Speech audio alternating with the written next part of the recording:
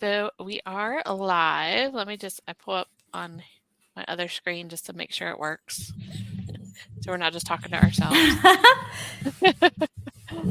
All right. I think we are good to go now. Okay. Hold on a second. We're having trouble streaming to Facebook. Ended or deleted. Oh. Don't pop up. Do you want me to check on my phone and see if I see it in the group?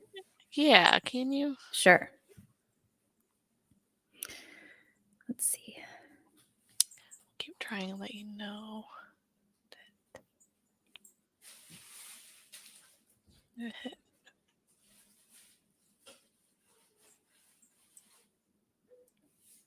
let me. Oh. We're having trouble playing this video. I don't see it, but sometimes stuff is weird.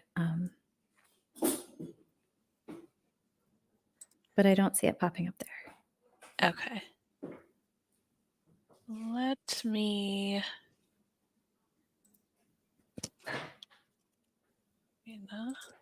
It's the first time I've ever had that happen. I'm always like experiencing tech stuff, so it's just so normal to me that I'm like, oh, this happens a lot. All right, remove this destination. Let me see if I can remove it and add it back. Okay. Oops. Stop.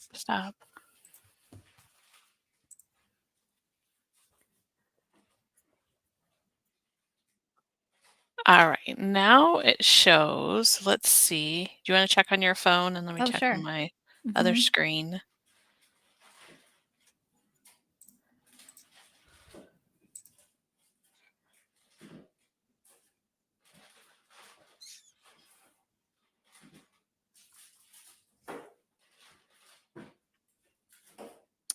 It says it. I don't see it. I don't know. Sometimes my phone is weird. My Facebook is weird, though, the app. Yeah. Let me pull. Oh, okay. I see us. Yay. We are good. Okay, cool. All right. Yeah, it says we are live now. Shows us live. Sorry for anybody who's catching the replay. Technical difficulties. All right. So welcome, everyone. I love doing these. This is our live podcast episode before it even goes to the platform. So if you're part of the group, welcome. And I have with me Katrina McGhee.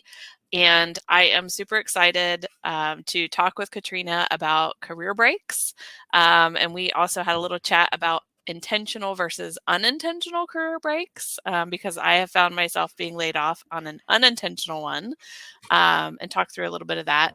And I'm super excited too because Katrina is the author of Taking a Career Break for Dummies. So I have my book. And what we're going to be doing is also doing a little drawing. So for those of you who have questions, who have comments that you want to drop in, whether you're listening live or in the replay, for the next week, we'll take those. We'll be able to answer those or see what comments you have in listening to this episode. And then we'll do a drawing so that Katrina will actually have a signed copy of her book and be able to mail that out to one of our lucky group members. So thank you for that, Katrina. I appreciate that. Yeah, I'm excited for that.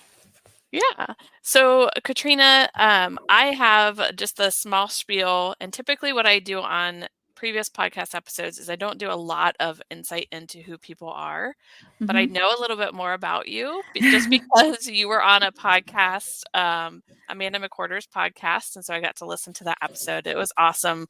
We had the opportunity to talk and really get to know more about your journey. And then also in thinking about how your journey kind of intersects with people who may be impacted by a layoff as well. Yeah. And we thought that would be great to bring you on the podcast. So welcome. And I want to give you the opportunity to just share a little bit about you, your background, and we can get into like what even is a career break. So if you want to just share a little bit about yourself first. Yeah, of course. So, hi, everyone. I am a career break and sabbatical coach. I have been doing this for 7 years, but it was not my first career. So, my first career was being an actuary in the healthcare industry, which I then used. I went to get a full time MBA and pivoted into market research. So, I had about 15 years of corporate experience when I just came to the very painful conclusion that corporate was not the place I wanted to be. I felt very much like I was on the hamster wheel, kind of grinding it out. And for me, it felt like I needed to create an opportunity to change my life, but I didn't know what that meant. I hired a life coach. Through a lot of work with her, I eventually had this realization that what I wanted to do was travel around the world for a year. The only problem is that I had $1,500 in my bank account and tens of thousands of dollars worth of student loan debt from my business school degree. So I had to make a plan that included savings and what I was going to do for this time. And because I was working with a life coach, I got really intentional about what a successful break would need to be, would need to have for me to be able to become a better version of myself, and not better as in better for anyone else, but better for me, right? Somebody that felt more empowered, that was living a braver life, and that was living in more alignment, quite honestly. So I saved $40,000 in 18 months. I gave 8 months notice at my job. I quit my job. I traveled around the world until I ran out of money, which was about 20 months. And then I came back and I landed 5 job offers in 5 weeks at the end of my break. And that planted a seed for the book, that planted a seed for the work that I do. It was really then that I realized not only was a break personally life changing, but it also I was able to take that time off and come back stronger and use it to position myself in a way that it made me professionally stronger as well. And that was like cue light bulb moment, very pivotal to and foundational to the journey that I then undertook. So I did go back to corporate, paid off all my student loans in less than 2 years, and then became a certified coach and started helping people take this journey. So that's a medium amount about me. So, Katrina, like the only thing that I had really heard of, probably before I got to know you and your book just recently, Yeah. was hearing of companies that offer sabbaticals to their employees after like so many years. Hmm. Sorry, my dogs are having a wrestling match all of a sudden. um, but so companies offering sabbaticals after so many years. I Hmm. hadn't really heard of somebody talk about taking a career break or just being like very intentional about how they were doing it. Did you Yeah. have examples of people who had done that and that's why you realized like, hey, this is something that I can do too? That's a really great question. And I had only one example, and it wasn't someone that I knew. And that example was Liz Gilbert. And that was it. So in 2009, I read her book, Eat, Pray, Love.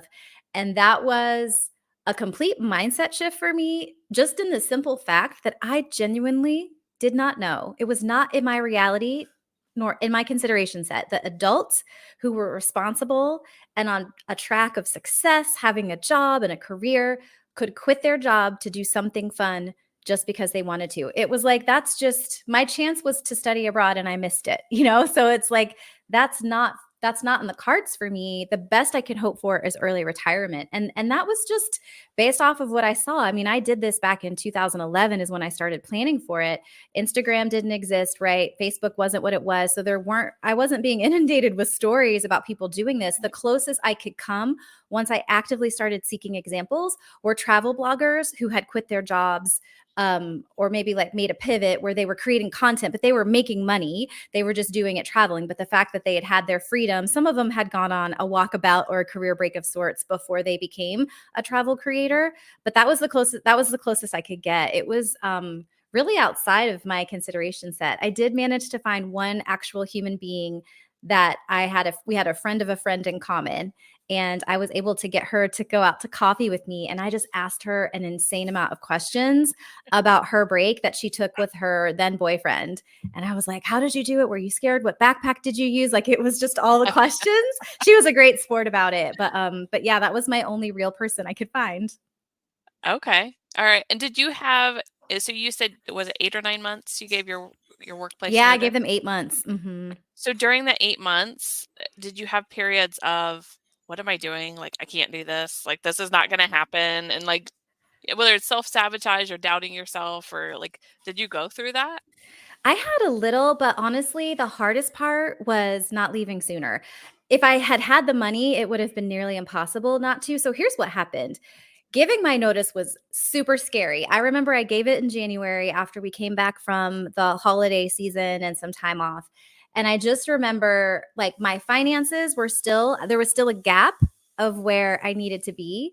But I remember thinking, after almost a year of saving, it was steadily increasing. And I was very confident that I was going to reach my goal. And I thought I could reach it in 8 months. So I was really like keyed in at that point. So that helped me have the confidence to give my notice. So once I knew I could actually hit the savings goal, then I was like, I need to tell them for my own freedom. But I was super nervous. But what I knew is that 8 months notice was going to be a gift to me and a gift to them so that they could prepare for my exit and my transition. But it was going to be a gift to me because I wouldn't have to pretend.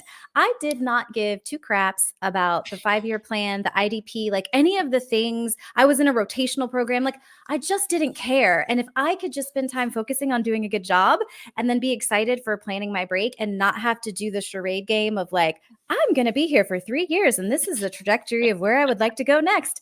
It was just going to save me so much time and help me feel more authentic in that. And so at the end of the day, I was super nervous, but I just was like, I've got to do this for me. I went in, I gave my notice. It was received so well. It was very shocking. It was like I dropped a bomb on my manager, but he was very supportive. And he went to he's like, I haven't experienced this before. I'm going to have to talk to my manager and just make sure like I don't know what the protocol is. And I was like, yeah, you go ahead. And I was just thinking like, I hope they give me a severance if they make me leave. But he came back and he was like, nope, we're all good to go. Just give us a date closer to like a specific date so that we know about hiring your placement. And then at that point, I was excited and the excitement kept building. And so, of course, there were moments where I had like the fear of what was I going to be doing? How is this going to play out? But it was heavily overshadowed by the excitement I had for all the possibilities. And it really was hard those last few months to go to work. It just was like, oh my gosh, I don't want to be here. I've like almost got the money. Everybody knows I'm leaving. People are coming up and congratulating me. And I just want to be done. That is awesome. And you had come back after that break and you said you got 5 offers within 5 weeks. Yes. And so you went back to work and you decided to take a second career break, right? I did. So decided loosely, I can say decided. So the first one, planned, intentional, mapping it out, saving for it. It's amazing. The second break took me. So I had started my business on the side as a side hustle while I was working my last corporate job. And my company was really supportive of me being a coach on the side as long as it didn't interfere with my work. But there came a point where it was actually a disagreement over my vacation and how I was using it and how much of it I was using, which it was all given to me. I wasn't going above and beyond, but they did not prefer the way that I was using too much all at once. And I remember thinking, I can't do this anymore. I have to go be my own boss now. And that was like this huge leap outside my comfort zone. But what was true, what I didn't realize is I was having like a backlash of burnout coming at me from having worked this very demanding job on top of coaching at night, working on my business at night, and every weekend. It was like all hours were working hours. And so when I went on my break, before my break, when I like quit my job and like went into this freedom, I was like, oh, I'm going to find a new place to live, a new city to settle down in, and I'm going to start my business and it's going to be so successful. And it started to feel like a grind and it wasn't immediately taking off. And given that I had been working for so long, sort of side hustling it and burning myself out, I just kind of crashed. And I remember feeling like, I don't know what's happening to me right now, but I don't have the energy for my business the way I need to have the energy for my business. And I kind of don't like the life that I have, even though it's on the outside looking good, it wasn't feeling good on the inside. And I remember thinking, I'm going to go to my happy place. I'm going to go to Buenos Aires for a month because that was the place that I loved, one of the places I loved most on my original career break. And I'm just going to live there for a month and see what happens. And maybe that will get me back.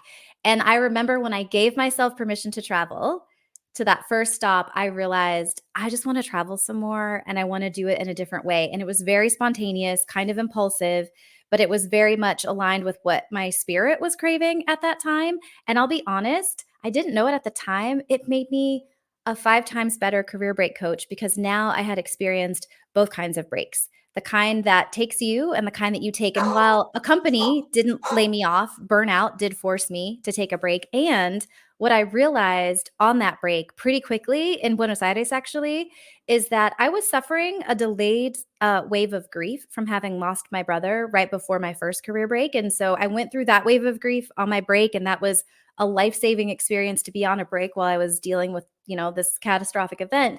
But then it had been like 4 or 5 years later, and I didn't realize there was like a second wave that was coming. And being on that break really helped me understand part of why my nervous system was just kind of shutting down on top of the burnout. And it helped me to process some things so I could come back stronger.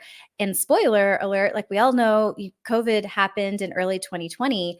I started this break I think it was like around 2018. So I had 2.5 years of being able to travel, working part time, but then there was like full on break period for about 18 months. And then the world closed down. And I was so grateful that this inner wisdom that I didn't even know had been like, go girl, go see the world, because you aren't going to be doing it anytime soon once, these changes happen. And who could have known? But I was Right. so grateful for that because it didn't make sense to me at the time. And I actually felt really guilty about who needs to travel around the world twice. Like, am I greedy? Am I crazy? But it ended up being exactly what I needed. Yeah. Yeah. I love it. And Amanda is saying hello. Hi, And she Amanda. said, I love your story, Katrina. I do Oh, too. thank Great you. story. Thank you, Amanda. So, Katrina, one of the things that you do now is you coach people who are thinking of doing the career break or taking a sabbatical. One of the things that first came to mind for me, and I'm guessing this may be others too, because you do talk a little bit about it in your book, is I don't have the money. Like, and even for you, you said I had $1,500 in the bank. I saved 40,000 in this Yeah. amount of time. Like, can you even tell us maybe from your story, like, did you have to change things so that you could do that? Or even with some of your coaching clients, like, what are some things that maybe they did to prepare because they were in the same situation or maybe didn't have anything in the bank? Yeah, absolutely. So for myself, I had to change a lot of things. And one of the fundamental beliefs I developed through that experience is that saving money is not about deprivation, it's about prioritization. And that was a real mindset shift because at first I just tried to spend less money on everything. And I quickly became very miserable. I remember laying on my kitchen floor crying because I was like so painfully bored in the weekend. And I was like, I can't even go get ice cream because it's like $7 for like an ice cream cone. And I know I could go to the grocery store and get it for free. And I just felt kind of imprisoned, right, by every single thing costing money. Was so like I was pinching pennies so hard that I remember thinking I'm going to spend money to on gas to get to the grocery store. And is this really efficient, or should I just wait until I have more groceries to get? And that was like a real crushing moment for me because I was like, I am done saving. I'm not going to make it. I was still very far away from my goal. But then I was like, what if I use my life coaching that I'm learning from my coach and I apply it to my budget and I make it about being intentional and prioritizing versus just cutting everything out. So I created a line item in my budget called the Exploration Fund, which was a $200 a month fund that I had to spend every penny of, and I could only spend it on things that made me feel a sense of wonder, a sense of exploration. So it could be classes, it could be, I remember I spent 2 exploration fund months worth buying a Vitamix, but then I could Uh, experiment like with like, how do I make salad dressings? How do I make smoothies? And it was like that spirit of learning and adventure. And then my life started to feel really good. In fact, better than it did before I started budgeting and saving. And that really helped kickstart things. I also saved every lump sum I ever got: birthday presents, bonuses, refunds on taxes, escrow refunds. It was like if I got it and I wasn't expecting it, it did not matter. It went straight into the career break fund. And that became mhm. half of my savings. I saved about 20K that way. So for me, Oh, it was wow. about prioritization. Yeah, and I would say I've had clients that have the money and it's actually a mindset shift that they need. So it's about being able to afford a break, not being able to like actually pay for it. And sometimes we can become self-identified as savers and we start hoarding money for these increasingly bad worst case scenarios. Of course, it's good to be prepared, but we can't prepare for every scenario. And at some point, if all we're doing is saving for 20 years down the road or these catastrophic things that may or may not happen, we're never really diverting money to our well-being. We're never really pouring money into ourselves as an investment and our happiness in a way that is fulfilling. We invest in our education, right? We invest in training, we invest in a lot of things, but our personal well-being. Like a lot of times we don't really make that same kind of commitment or investment. So that's an important piece as well. So some of my clients, it was just a mindset shift where they were like, I give myself permission to spend this money that I've been saving that I actually have access to, but I keep telling myself it's for an emergency. And even as it grows, my brain comes up with new emergencies that might require more money. And so it's a never ending, right, loop that they're in. And then the last thing I'll say is I just had a coaching call with someone yesterday, and she's like, I don't know if I could save for a break. It's going to be so much money.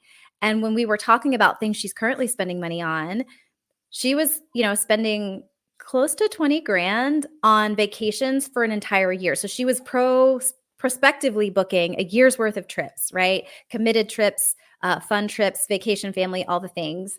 And it was a lot of money. And for her, it felt essential. Like, I need these little gasps of air to like be okay in life and to keep going. But that's a short-sighted gain, right? That's a it's a moment. It's very short-term thinking. And what we talked about was if she could get clear on her purpose and really live into what lies on the other side of a break, it might be more motivating for her to put money towards that longer term goal and her overall well-being because she had the money. I mean, she would find the money, right? But it's like shifting how she was prioritizing things in her life. Right. Right. And when you talk about a break, because like those vacations throughout the year might be a week or 2 weeks or something like that, what are you typically seeing when somebody takes a career break that time frame is? Great question. So the average time frame is 6 to 12 months. However, I have coached someone that has taken a 2-month break, and some people have taken almost a 2-year break similar to myself. But I would say the average is 6 to 12 months. Here's one fact I'll drop is that I've seen this, and I've also heard other people in this space that coach other people on similar topics kind of mirror this back. It takes about 3 months or 90 days for you to really decompress from work, especially if you have never taken a break before. And honestly, it can take even longer, but you kind of need 90 days to really be present to like, oh, Mhm. I'm on a break. This isn't just an extended vacation. And Right. so having that time lets you rest, restore, and then start living into more of that exploration and that learning and that adventure and that connection and those more fun things where you still have, like, if you've spent 3 months kind of like, transitioning into that, you still have another 3 months to enjoy it. And then to also think about transitioning out and re entering into the workforce. Definitely. Definitely. So you had talked about with your career breaks, most of the things I have the sun like coming in. I'm like Oh, chasing it yeah. away. But for your career breaks, you did a lot of travel. Um, with the clients that you have seen, what are some of the other things that people have done in their career breaks? Because it's more than just a travel. Like other people have different things that they do. What are some examples that you could be able to give? Yeah, so many things. So travel for sure is one.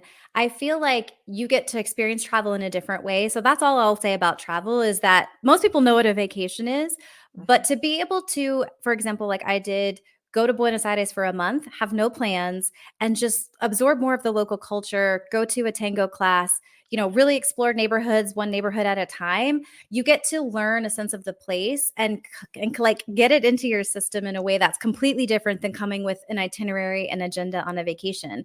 But outside of epic travels and awesome slower travel experiences, my clients have done all kinds of things. One client started helping his neighbor with beekeeping and chickens, and then decided to like get his own chickens and became That's like cool. a chicken haver on top of being a nurse. It was really a funny story. And he's, like he's getting more chickens. And so that's awesome.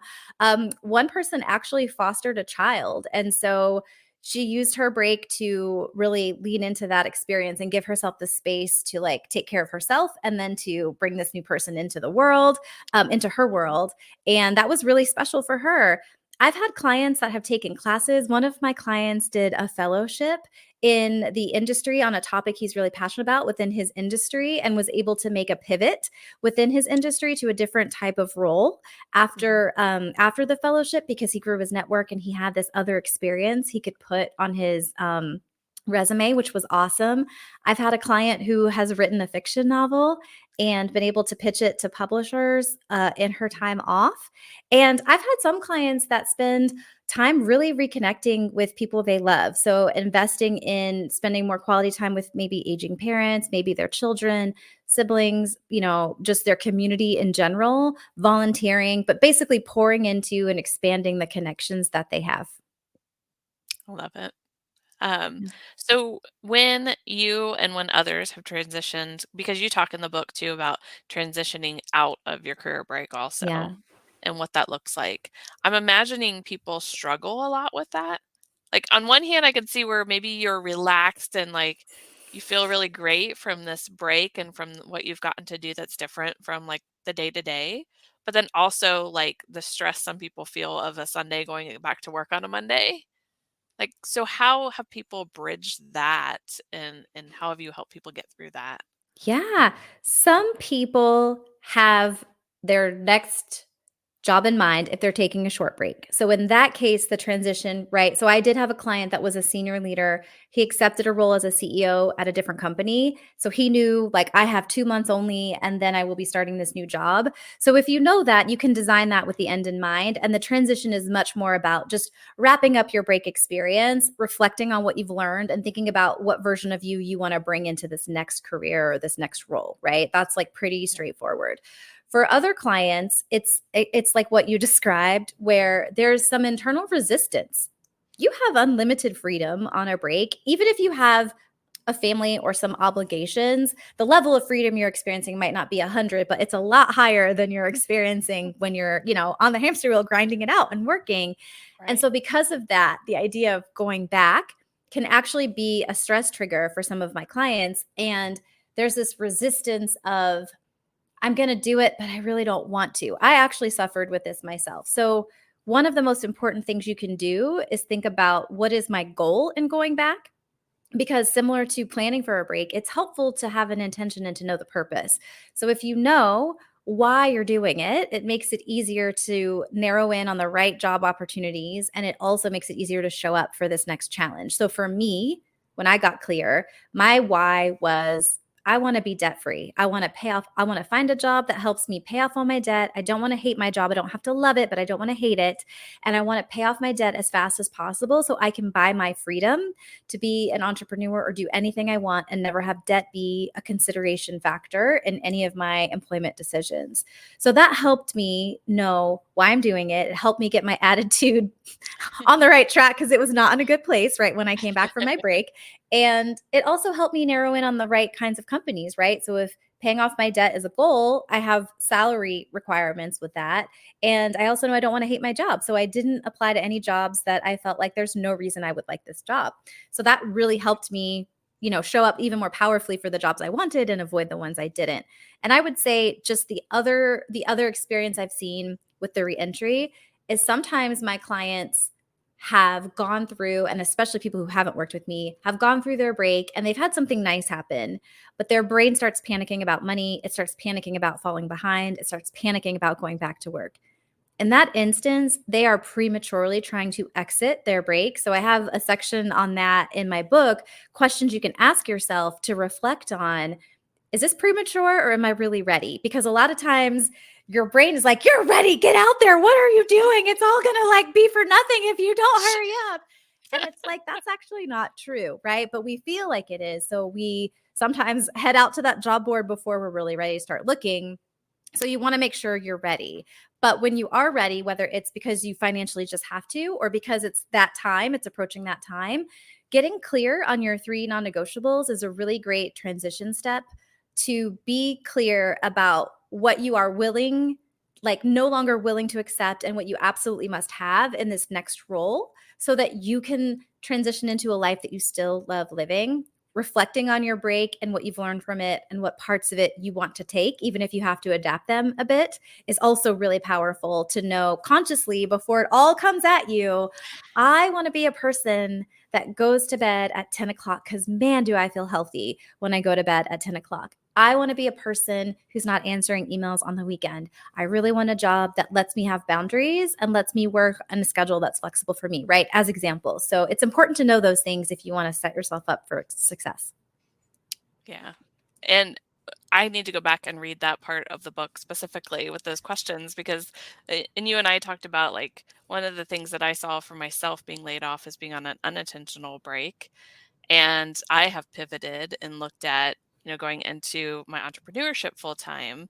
Yeah. But I do find myself like, oh, maybe this is like a short-term thing and like let's go back and find like the job, the money, that kind of Yeah. thing. And it's like I keep having to like pivot myself back. So being able to ask those questions and think about like what are those important things and why am I in this space and staying in this space for now?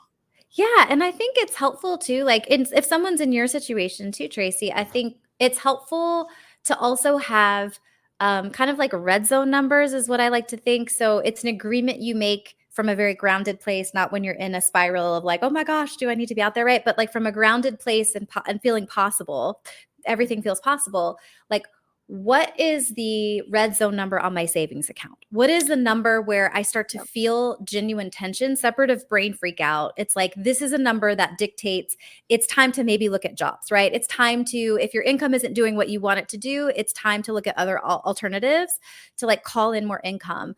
And with the timeline, it can look like, you know what? I recognize that it's going to be an up and down journey, but man, I want to give myself at least 90 days of just being really in my business and doing it from a place of loving what I'm doing and giving myself full permission to be here and not worrying about if it's making money, but just doing it for the experiment and answering the question of, what could I have done if I had given myself 90 days to just focus on this idea I have that I want to bring to life, and making that agreement, right? Then when your brain wants to freak out or prematurely exit, it's like, no, no, that's on October 7th. On October 7th, we're Yeah. allowed to exit, but it's not October 7th. I'm going back to that commitment that a very grounded me made. So I think having those, guardrails in place can be Hmm. helpful because it's like an agreement or a promise and a commitment you make to yourself from a rational, calm place.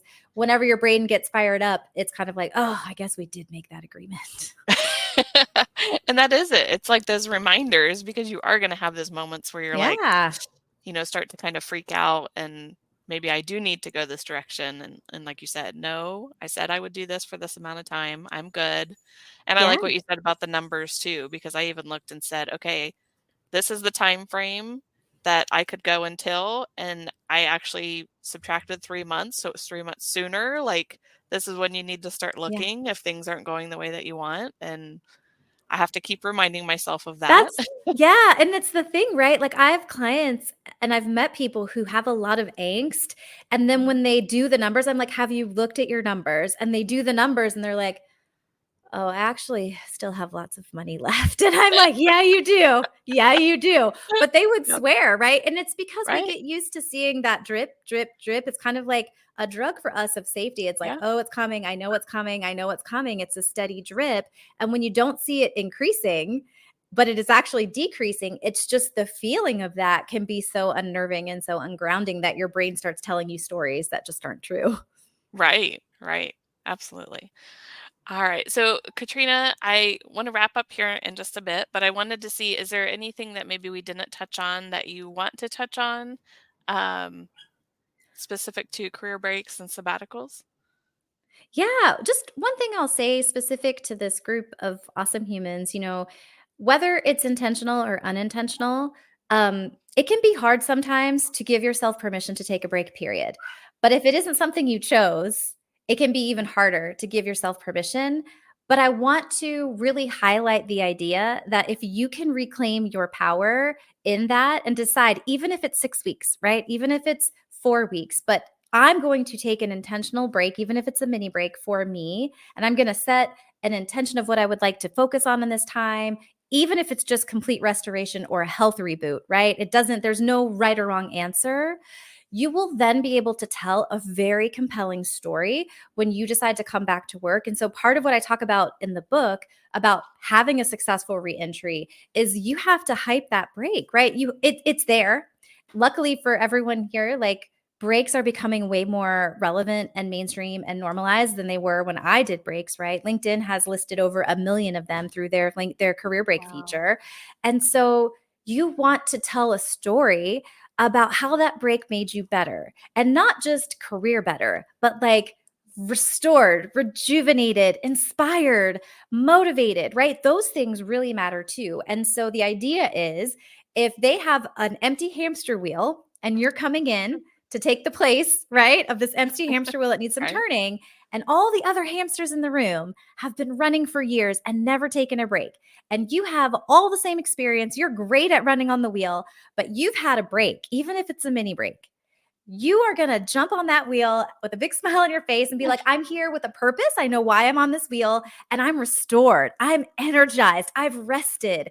And you can bring that kind of energy to the job. So I just want to encourage people, whether you intended or not, to just think about claiming some of that time for you and not spending it, maybe obsessively or even passively job searching, but to really Mhm. just pour all of that energy into yourself so that you can then have an amazing story about what you got out of your experience and how you use this time to benefit you, which then benefits the company or, benefits the role and the team that you're coming back to. Right. And another thing to add to that too, from the career development perspective, is I've talked to a lot of people with a resume that were afraid to list a career break. Mm. And I'm like, you know what? You did like refresh, renew your batteries, like all that kind of thing. And you probably leveraged some skills during that time too, whether Yes. they're related to what you did before, what you're going to do, or it's something totally different. So I would say, from a hiring manager in the past perspective and just recruiters, I don't see that as a negative thing at all. And like you said, it's you're ready to jump back into that hamster wheel, you're ready to go, and you have a lot of the same experiences and skills as other people. Yeah, you bring all your great expertise and your network and your years of experience with you. That doesn't go anywhere. But you also have a full battery with which you can, pull from to do the things you need to do. So I love that just highlighted that. I think it's an underrated viewpoint, but even ChatGPT, the simple ChatGPT tool, even the free version, if you could put down bullets of what you've done on your break, it can help you massage it in a succinct way where you can create bullet points that sound right effective. Like it's like, okay, now I can summarize and articulate in a way that a corporate might understand what I've done on this break. But there's just no reason to not like lean into that. Right, right, absolutely. All right. So, Katrina, we are going to be giving away a signed copy of your book. I'll hold Yes. that up again. So, anybody that has any questions, any comments, any thoughts based on this episode as you listen to it in the next week, please submit those. And then I will get back and Katrina and I will announce who the Yeah. winner is. And, Katrina, before we go, I wanted to give you an opportunity if somebody wants to follow you on social media or maybe reach out to you and get some coaching or get some insight, where would you recommend they find you? Yeah, you can find me on LinkedIn. Definitely reach out if you are interested in connecting. I have a free resource that's 45 epic things my clients have done on a break. So it talks about some of the things I talked about here and a bunch more Yeah. awesome things they've done. I'm happy to send that to you. So if you just reach out and connect with me and tell me you want it, I will send it to you. But I love being connected. So yeah, come find me on LinkedIn. Awesome. Awesome. Thank you, Katrina. I appreciate your time. I appreciate you sharing about your own experience and the experiences of those that you've coached and just sharing more about career breaks and like what that could look like and what great opportunity that is for people. Thanks, Tracy. I loved it. All right. Well, thank you, everyone. And we will catch you on the next episode.